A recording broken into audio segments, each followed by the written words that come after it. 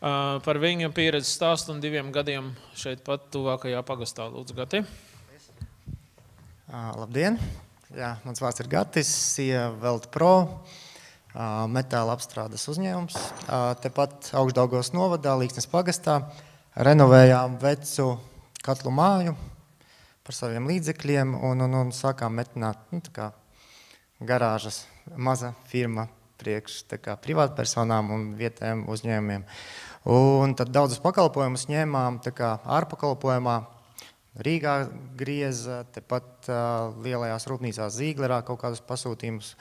Un tad parādījās iespēja apgūt grantus un iegādāties savas iekārtas, lai daudz operatīvāk varētu saražot savu produkciju klientiem. Jā, atradām iekārtas, grantam sarakstījām dokumentus, bet, protams, nepieciešami līdzekļi. Lai tos grantus apgūtu, ir jāiegādājas tās iekārtas tā kā par savu naudu un, protams, jauniem uzņēmumiem naudas cik ir, tik ir, un iekārtas nav lētas. Tad griezāmies pie Altum, kā pieredze darbā, jā, iekārtas iegādājāmies. Pieņemsim, tas ir CNC griešanas galds priekš metāla tā kā līstēm.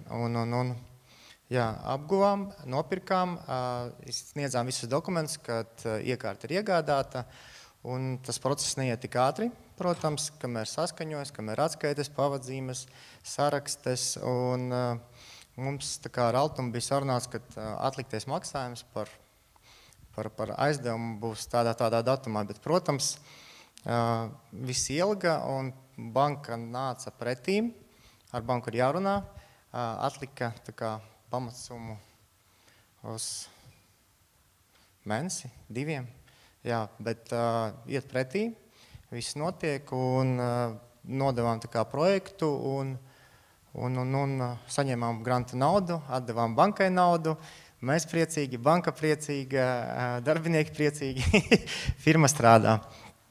Lūk, uzņēmums plāno arī turpmāk izmantot iespēju apgūt naudas, grantus, kā jau minēju iepriekš, kad šobrīd ir iespēja likt saules paneļus ražotnē.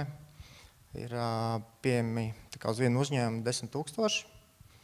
Lūk, un mēs tā kā visu nokalkulējām, un varētu būt tā, ka mēs visas tās elektrības patēriņu, ko mēs izmantojam šobrīd, varētu uz nulli iziet. Respektīvi, maksāt tikai sadales tīklam par vadiem un par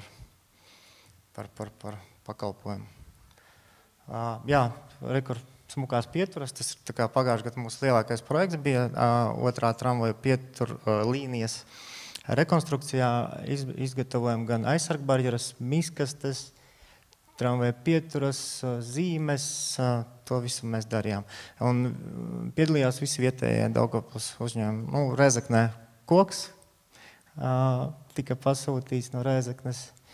Jā, stikls Daugavpils piegādātāji, saules paneļi Daugavpils elektriki, respektīvi visu sakmunicējām, uzstādījām. Sanāca smuki. Kaut kā tā, tas ir tas stāsts. Un es ceru, ka būs arī turpmāk kaut kādi projekti, meklējam jaunus, kā jau teicu, Skandināviju, skatāmies, cenšamies.